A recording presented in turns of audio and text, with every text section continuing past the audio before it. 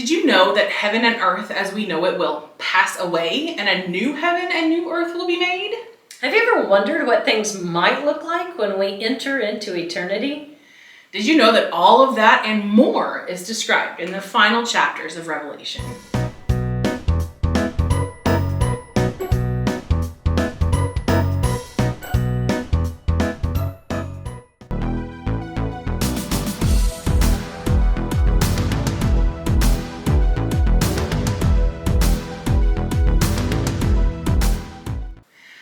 I am Kristen Scharrenberg. And I'm Pastor Penny Schulz.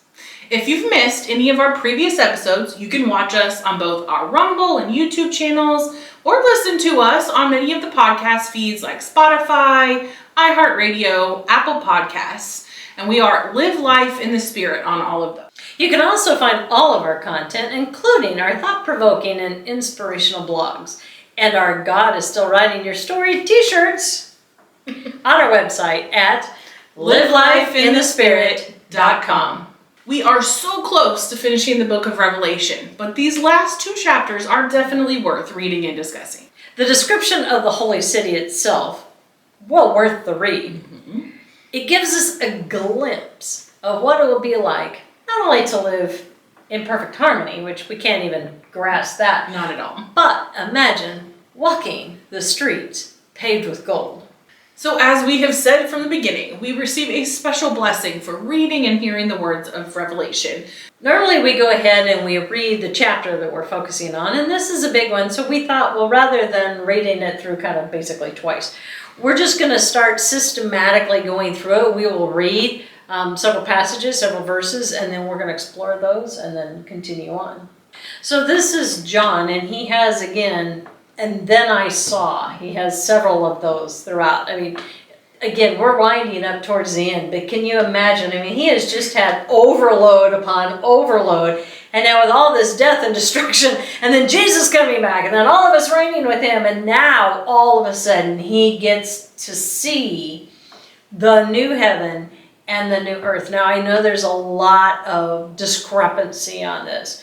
There are people that take that as God is abolishing everything, and there are scriptures that kind of support that, and he's making everything completely new. And then there's the other camp that have the 45 different verses or more plus that say that God is going to restore the earth, that the old does not pass away, that the earth is forever and ever. And so there's a lot of different ways you can look about that. I know as we get towards the end, it talks about the earth being burned up and heaven being burned up and dissolved.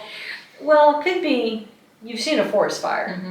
Or they just kind of start from scratch, but the dead is gone, and the underneath is still there.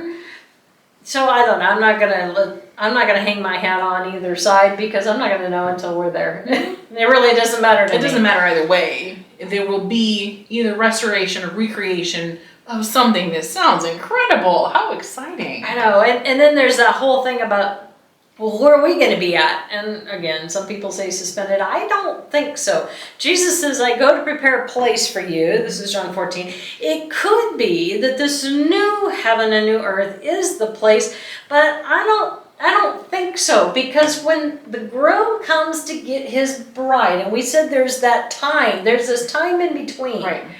He goes to get his bride, and he takes her back to the place that he's prepared. It's already ready. Mm-hmm.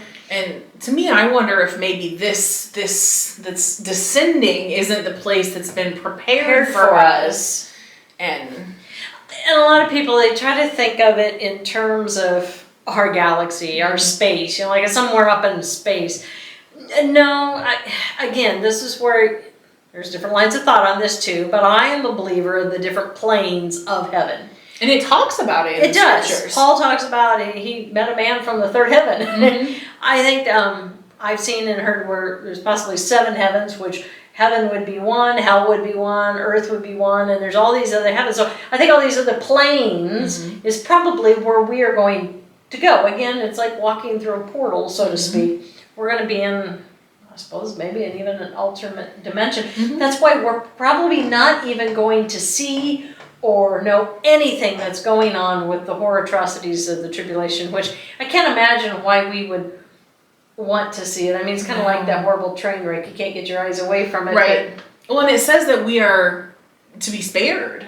Right. And I would think part of being spared from that would be if we had loved ones that were still on Earth. Right, and then you're seeing it work. But if you think then again with that bride and that bridegroom, he comes to get her, to take her away. Right. And it's a celebration time. So you can't celebrate if you're seeing the horror atrocities that's going on. So if that 7 years is kind of like the 7 days of the wedding celebration, then we're going to be doing other things. Exactly.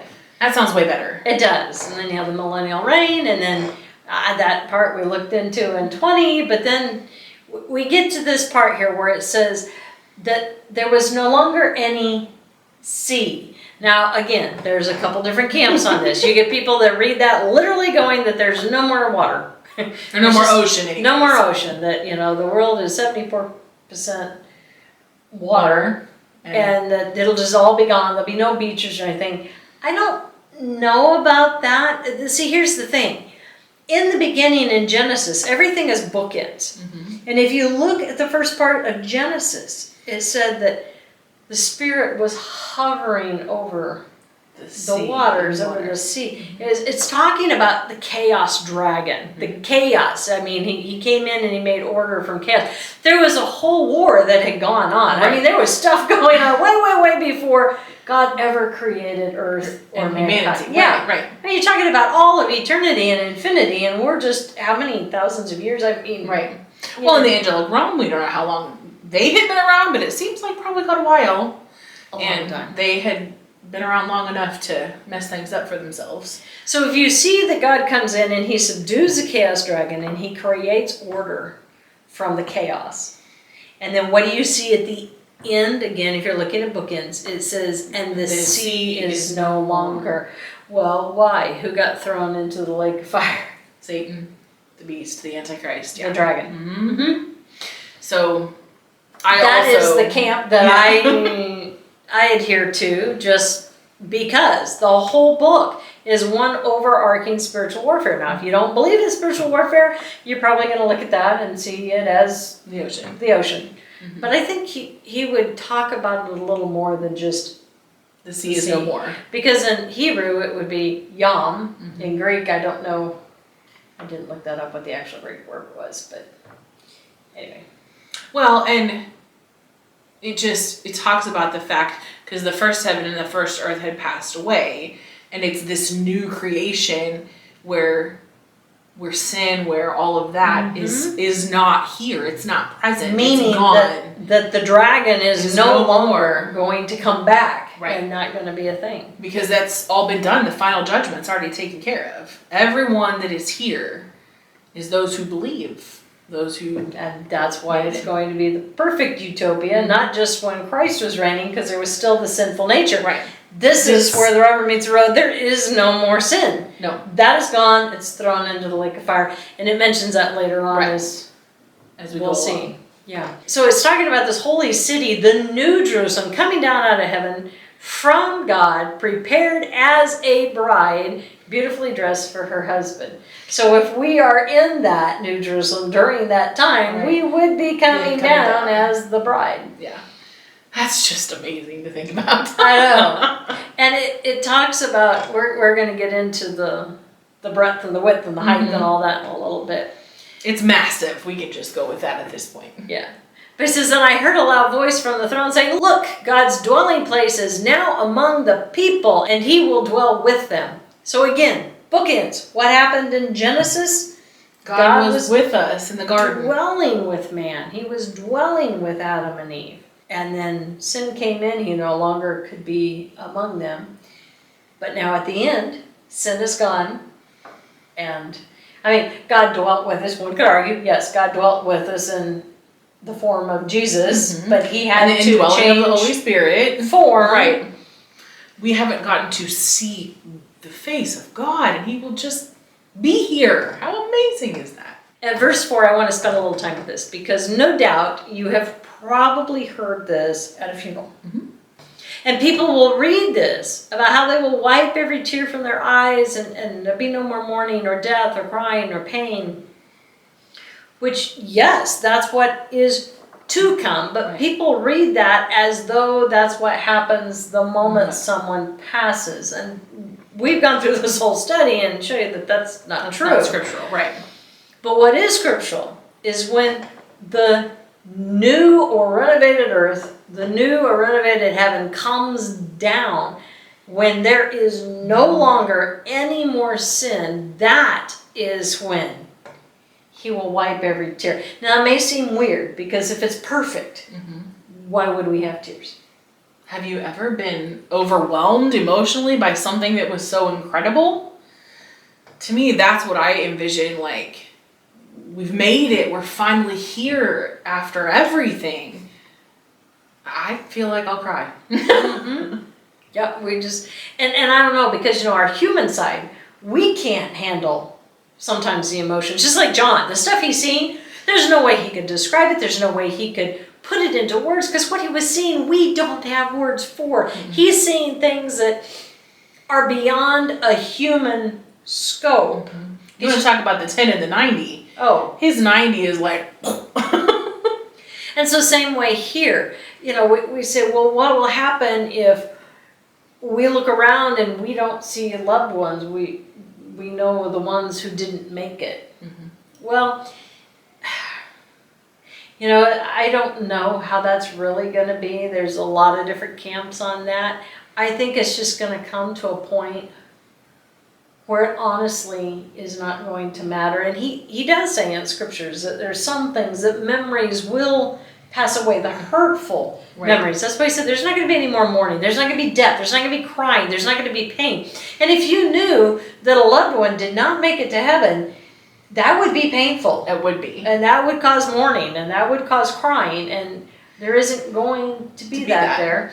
And I think a lot of it comes down to, we are all given that choice. That's what this whole series has been about. It comes down to two choices.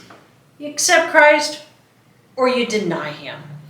And so for those who have gone so far out of their way to spit in God's face and totally deny him and have their name blotted out of the book of life, it's not our... We won't, because there won't be guilt. There won't be responsibility. I think on the human side of things, that's where that comes from, is we feel like we should have done more or whatever. And at that point in time, we're just going to be so thankful that we're part of the rank that name is still there. Yes. But I love this part that he says, he who was seated on the throne. So John, he doesn't say God who's seated on the throne. He doesn't say Jesus was seated on the throne, but I'm pretty sure that it's Jesus, because he says, I'm making everything new, and he's the one that made it in the first place. I like this. I love it when this trustworthy and true. There's two words that we have to be on the lookout for to usher in these end times. Peace and security. Peace and security. I'm going to stick with trustworthy and true. I like those two better. Well, we know it's Jesus because in verse 6, he said to me, it is done. I am the Alpha, the Omega, the beginning, the end. To those who are thirsty, I give water without cost. The springs of the water of life. Does that ring a bell of any other scripture that pops into your head? Well, the it is done reminded me of him on the cross with it is finished. That's where I thought right about. But he says, to those who are thirsty. Do you remember a certain story with a woman at the well? Yep. And I will give water that will... You'll never thirst from again. You drink from this well, you're going to get thirsty. But the water I give, you will never thirst for. And it comes without cost. So basically in the next part, he's just reassuring us again that our reward for following Christ, for accepting him, for wanting to be in the ranks and have our names still written in the book of life, that this is our his inheritance. Children. Yeah, we're the bride, we're his children, and this is what we have to look for. And everybody else who denied God and turned their back willingly, that they're going to go to the fiery lake of burning sulfur. And that's the second death. And that's the final one that we are saved from. Mm-hmm. So let's look at some scriptures that have to do with this as well. So we know that this is in Revelation, and this is what John is seeing for the future. But guess what? Thousands of years before Jesus came onto the scene, Isaiah. Prophets talking about this. That's right. Isaiah in 65 verses 17 through 19. For behold, I create new heavens and a new earth. Now, interesting, new heavens and a new earth. More than one. Mm-hmm. And the former shall not be remembered or come to mind. But be glad and rejoice forever in what I create. For behold, I create Jerusalem as a rejoicing, and her people a joy. I will rejoice in Jerusalem and joy in my people. The voice of weeping shall no longer be heard in her, nor the voice of crying. Well, when it talks about heavens, like you showed, that is actually the Hebrew, even though I know that John wrote this in Greek, but in Hebrew it's shama'im. Im is always plural. And that's where we talk about the levels. So I don't know if there's going to be more levels, if those levels still stay there, how that's all going to work. But Isaiah even knew that he would create new. Now again, could this be...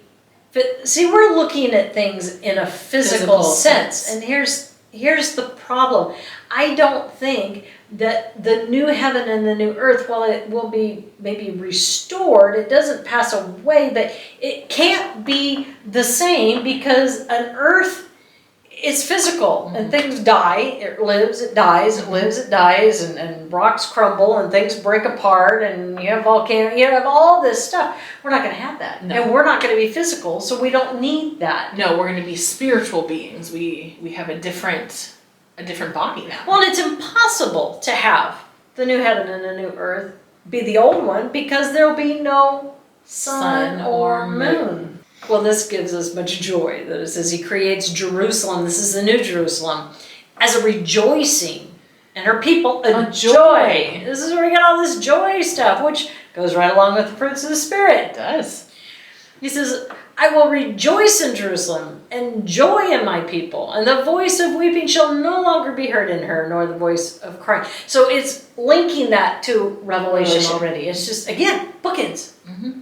And thousands of years apart. In 2 Peter 3, 10 through 13, he says, But the day of the Lord will come as a thief in the night, in which the heavens will pass away, and the great noise and the elements will melt with a fervent heat.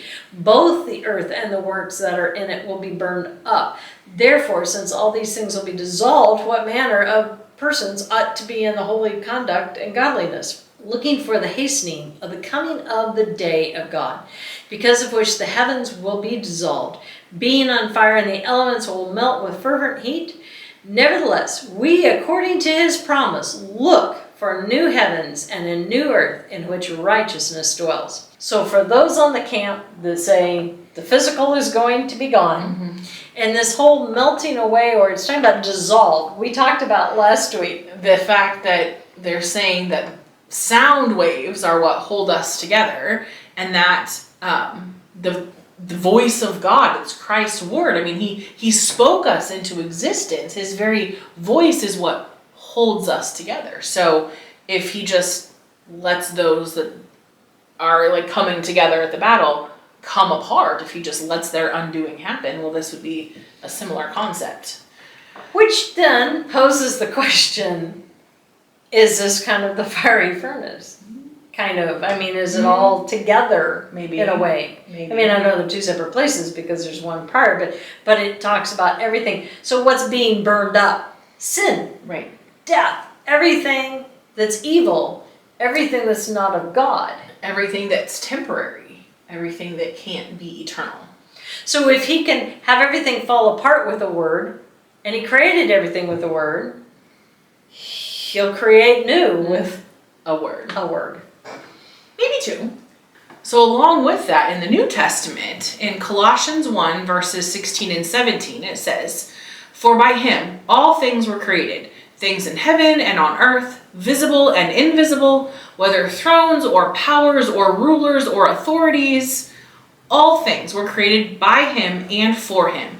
He is before all things, and in him all things hold together.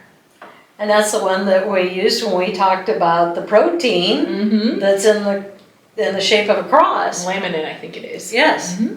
Is before all things, and in him all things hold together, which goes right along with that, what you were saying with the voice of God. Yes, absolutely.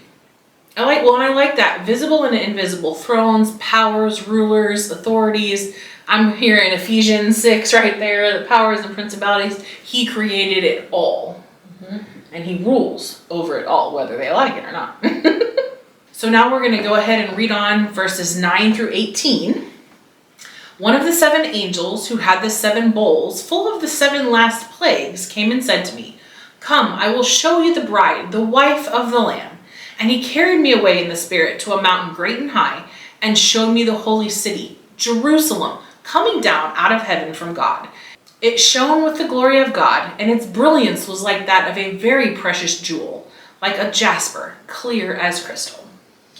Well, actually, I want to stop. We said we go through 18, but I want to stop right here because there's a couple things that I really want to bring up. Okay. So we have one of the angels, one of the 7 angels. So you have the 7 angels that are doing the last 7 bowls of the 7 plagues. I mean, it's the worst of the worst. What a lousy job description, right? Right. It's not all doom and gloom because the angel's like, come here, you want to see this? Let me can't wait to show him. He already knows what he says. Come, I want to show you the bride. Okay, now wait a minute. Back up here. We know that in heaven there's no time or space.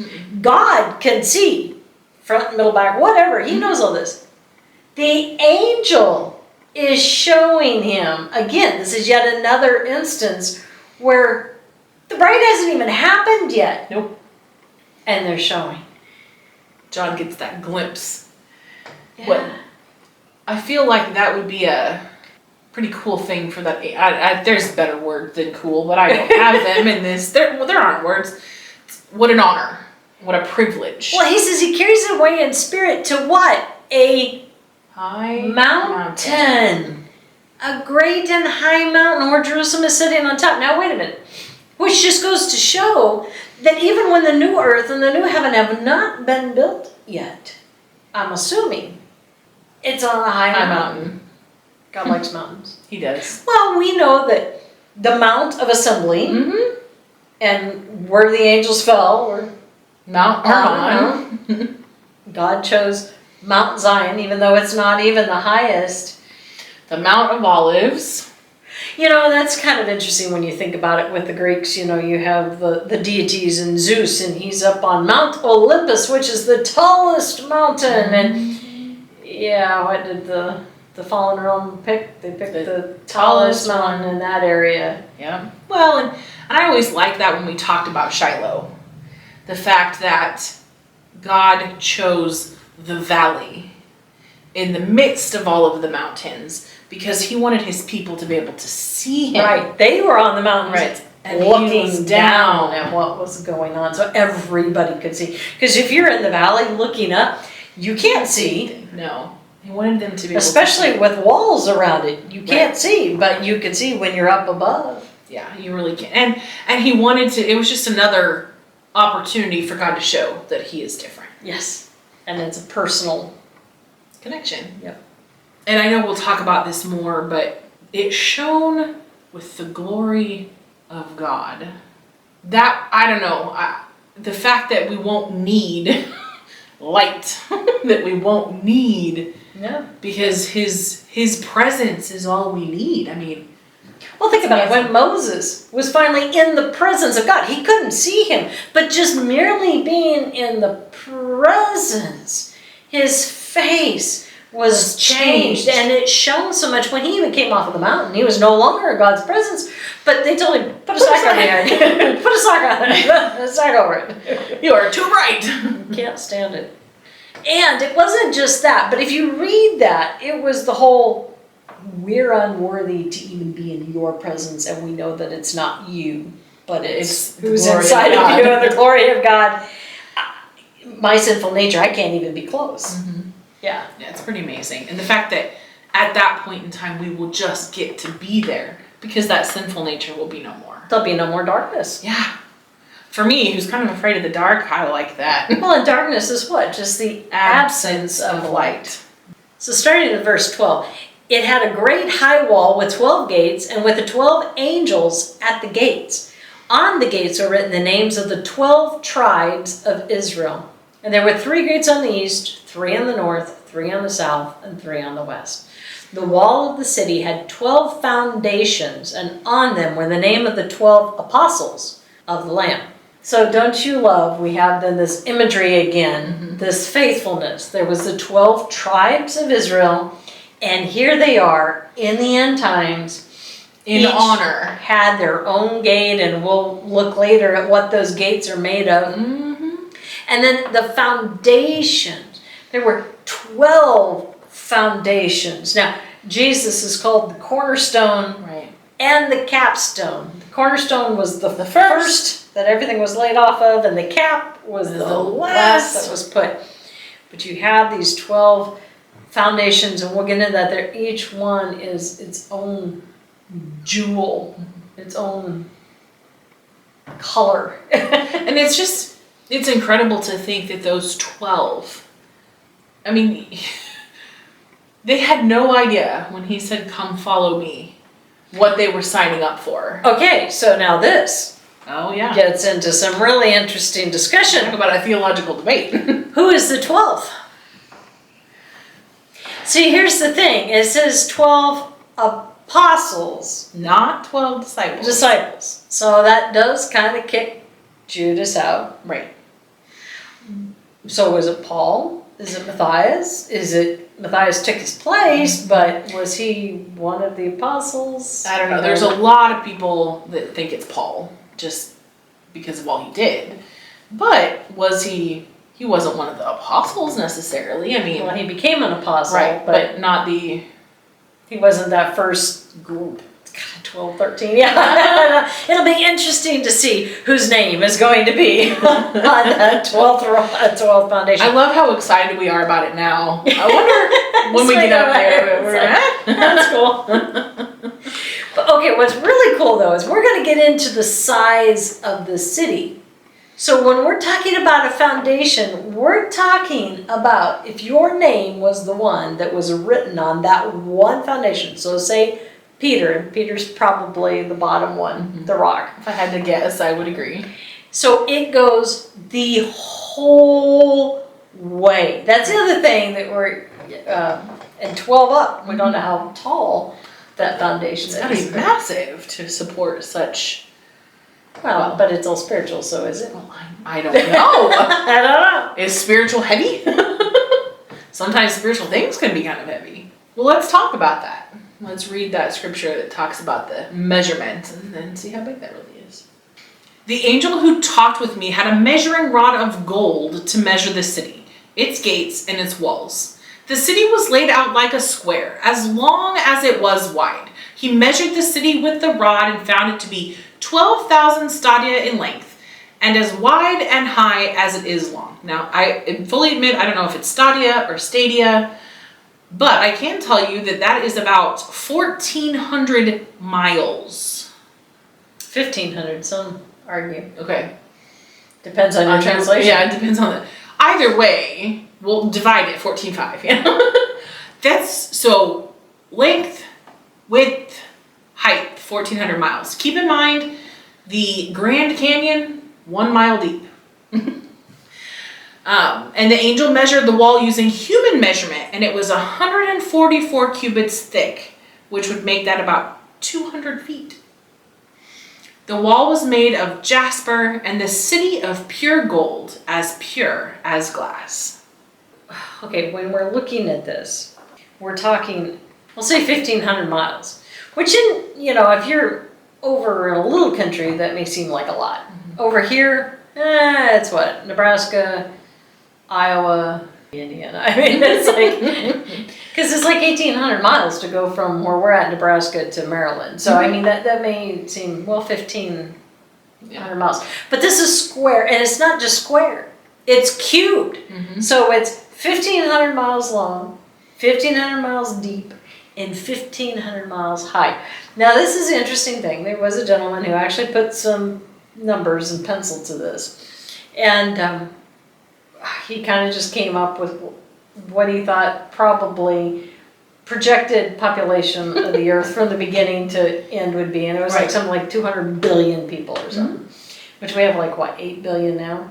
I have no idea. So you think of all times. And then he even took from that 200 billion, if there was like 200 billion people from start to finish, and he said, let's say 20%, now he was just pulling this number out, is going to be written in the Lamb's Book of Life. That's still something like, that's a lot of people. And you're like, wow. So it came up like 40 billion people, which sounds like a lot, because you're like, dude, we're going to be like sardines. I don't know if we've gotten that far, but it says the gates will never be shut. And it's not like we're just going to always be in there. I mean, I don't know if there's this whole other world. Maybe we just in heavens, going out of the planes. But you have to realize it's also cube. So if you were to have avenues running horizontal and vertical or whatever, because it's actually not linear how we think of it. Right. And that's the part that it isn't really going to matter. We're trying to grasp the ingraspable. We can't. Is that even a word? Graspable. Ungraspable. Yeah, okay. I'm trying to grasp the ungraspable. I don't know if it's a word, but it is today. We made it one. You can't. Right. There just aren't words for it. We can't even begin to think about it. No.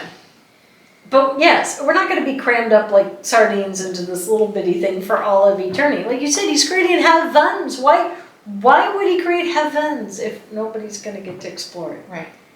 And why would we just be in a 1,500-mile radius if he's creating a whole earth? Right. I think this is kind of like, I envision this as being like the epicenter. Yeah. So think about this. We talked about in 20 that there's going to be feasts. That we're going to come for the feast because we want to come to the feast. Maybe we're just not there all the time. That is our hotel room. that's our timeshare. Talk about it. You can inherit those. So that's true. There you go. It just shows you can never get rid of a timeshare. For all eternity. But it could potentially be. Well, and it says that, there is not a temple. There is not a tabernacle because they will be there and we can just experience, we can tabernacle with them. Like they talk about that in the Old Testament. That sounds pretty amazing. And that would be, if we're coming together, Jesus was the fulfillment of all the feasts. That doesn't mean we still can't come together to celebrate. Well, and we'll be coming after the fact. Not looking at what he's going to do, but looking at what he already did. Just like we mentioned with like communion, looking back at what he's already done. Yeah. So when it says that the wall was made of jasper and the city of pure gold, as pure as glass. That whole thing with we follow the yellow brick road, it's kind of what we have in mind. We see this bright yellow road. No. The gold is so pure that it's transparent. I can't even fathom what that would be. That it's just complete glass. I feel like it's just like shimmer. It's just, yeah. Well, you think about it. So I have a gentleman who's going to be painting my car, and he talked about how many coats he's giving it and how many coats of clear ceramic coat that it will be literally like glass even though it's black. And it's like, if we can come up with just that here on earth, what could it possibly even be in heaven? Yeah. And you want to talk about something that we can't even fathom here on earth. Just the description of all of these foundation pieces. The foundations of the city walls were decorated with every kind of precious stone. The first foundation was jasper, the second sapphire, the third agate, the fourth emerald, the fifth onyx, the sixth ruby, the seventh chrysolite, the eighth beryl, the ninth topaz, the 10th turquoise, the 11th jacinth, and the 12th amethyst. That's a lot of massive colors going on, and depending, some of those, they have multiple colors, so we really don't know what it's going to be like. In fact, we're going to look into that a little bit more of how many colors we see and what heaven just might potentially be like. And then we move in to verse 21. The 12 gates were 12 pearls, each gate made of a single pearl. The great street of the city was of gold, as pure as transparent glass. I did not see a temple in the city, because the Lord God Almighty and the Lamb are its temple. The city does not need the sun or the moon to shine on it, for the glory of God gives it light, and the Lamb is its lamp.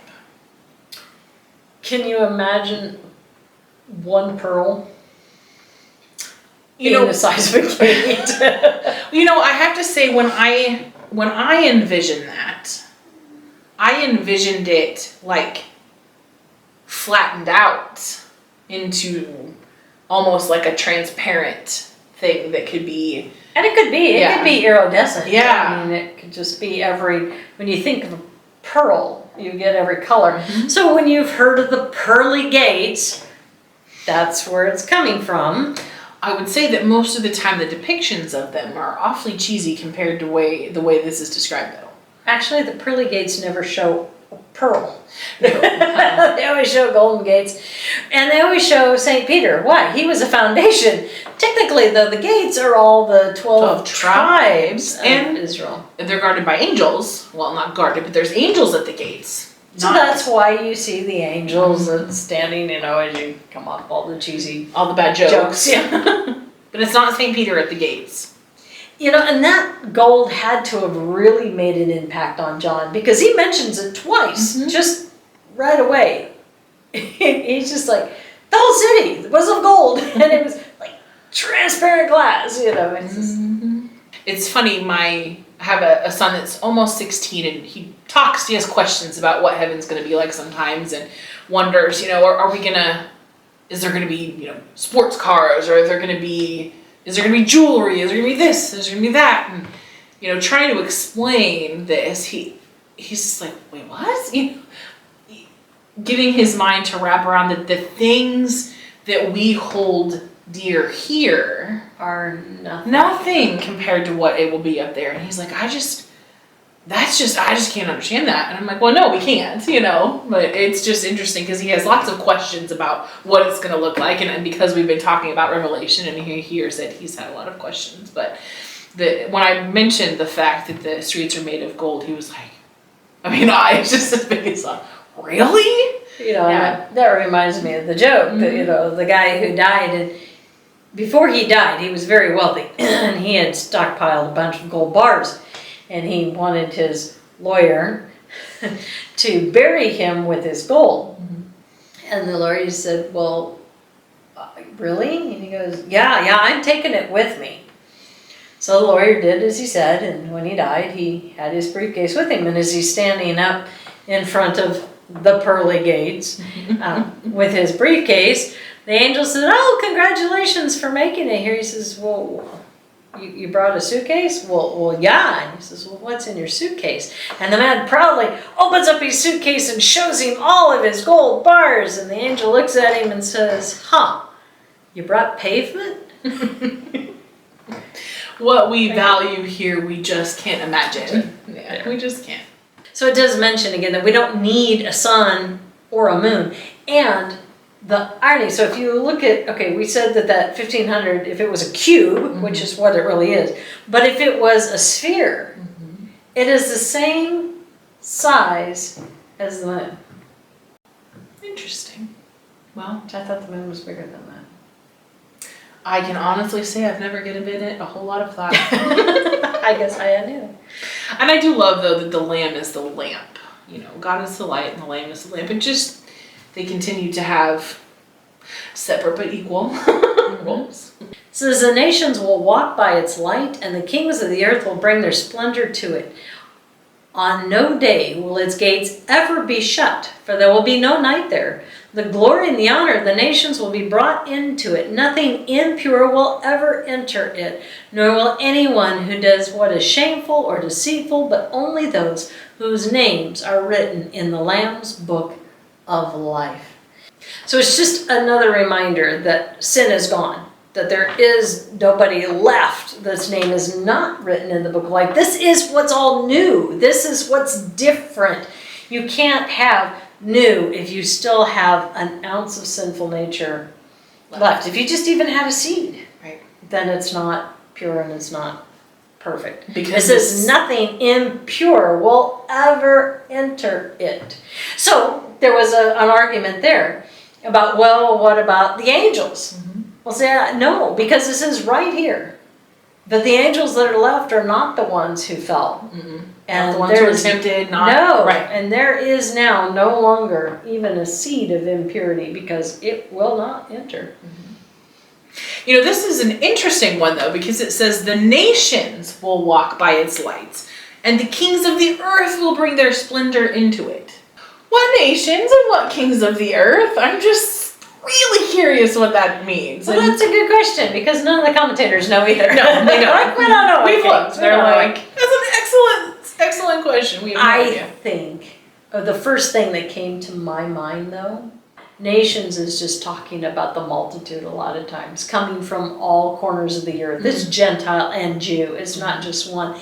And when I hear kings of the earth, I immediately think of King David and King Solomon and King Josiah, and I think of the kings who were righteous before God. Oh, sure. And came and I can they bring see their splendor them. You know, into it's kind of it, like the what you think of with the Magi with Jesus. They came and brought their splendor before him when he was first born.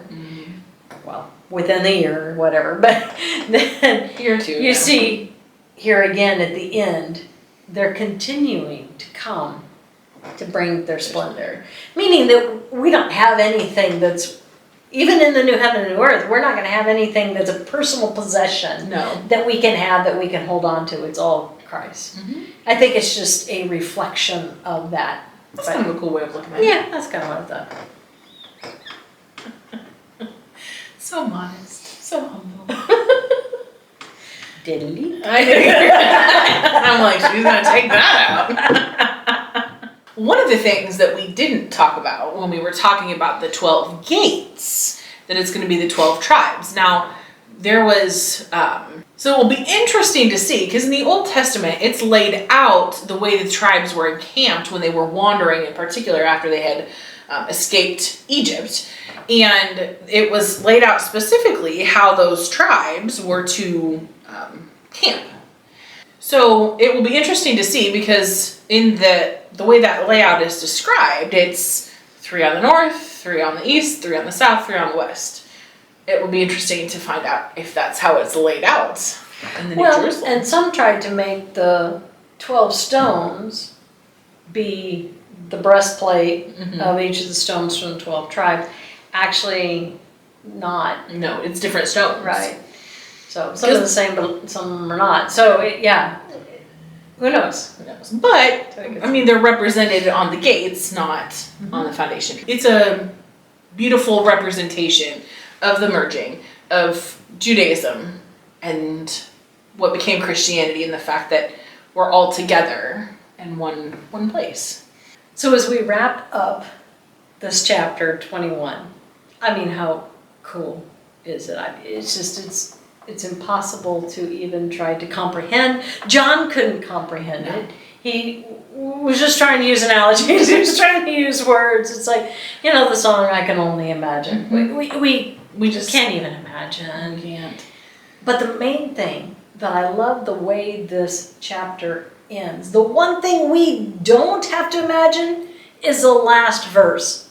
Nothing impure will ever enter it, nor will anyone who does what is shameful or deceitful, but only those whose names are written in the Lamb's book of life. So when we have been preaching, teaching, telling you that there's only one way to God, there's only one way to heaven, and it is right there at the very end of this chapter. Only the people's names who are written in the Lamb's book of life. And Jesus says there will be those that will come up to me and say, "Master, Master," and he will look at them and say, "Very truly, I tell you, I do not know you." Don't be one of the goats on the left that will be separated out that Jesus says, I do not know you. We hope that we have one chapter left. But 21 is exciting because it is surreal. It's only going to get even more than that a little bit, but he tries to describe in as good a detail as he can the glory that awaits for us. And while we can't understand it, nor maybe should we even try, it's just the fact that what's waiting for us is more glorious than we could ever even hope or think about. So if things are tough right now, if you're going through a rocky spot or just feel like you're kind of in that darkness, recognize and know and hold fast to the truth that what's waiting for us on the other side will make all of this so worth it. And when God said he's creating everything new, that's why we wore our shirts. That's right. God is still writing your story. Stop trying to steal the pen. And he's not done. He will continue to write our story beyond this world, beyond this earth, beyond these heavens, into the new earth and the new heavens, so long as your name is written in the Lamb's Book of Life. Because once you know, you can't unknow. And you can't say, we didn't tell you. Until next time. Shalom.